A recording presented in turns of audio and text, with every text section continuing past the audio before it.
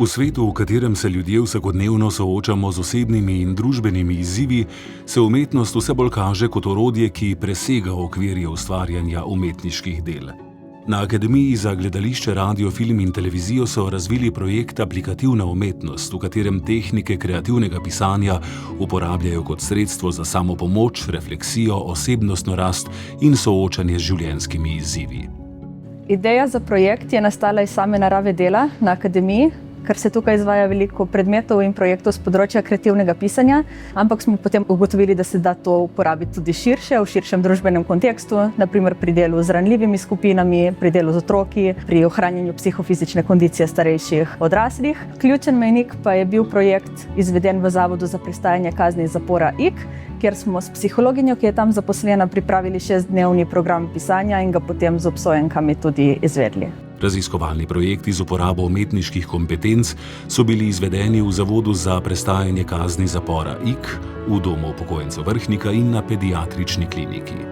Delo z ljudmi vedno predstavlja izzive, sploh če delamo z ranljivimi skupinami. Se je pa mogoče izkazalo, da bi bile individualne delavnice bolj učinkovite od skupinskih, zaradi tega, ker osebe morda ne želijo deliti najbolj intimnih občutij z ostalimi. Vseeno smo pa dobili dovolj materiala, da smo lahko razumeli in razbrali moč pisanja.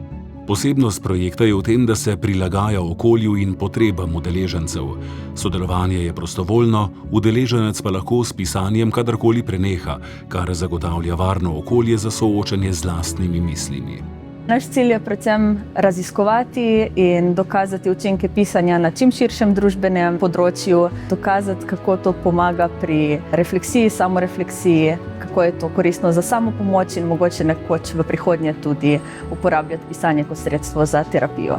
Z zapisovanjem misli posameznik pridobi prostor za refleksijo, pogum in nove perspektive. Umetnost tako vstopa v zapore, šole, domove za starejše in druga okolja, kjer prinaša spremembe. Gre za tiho, a močno orodje, ki preobraža bolečino v spoznanje in ustvarjalnost ter dokazuje, da lahko že zapis misli na papir globoko spremeni pogled na sebe in svet.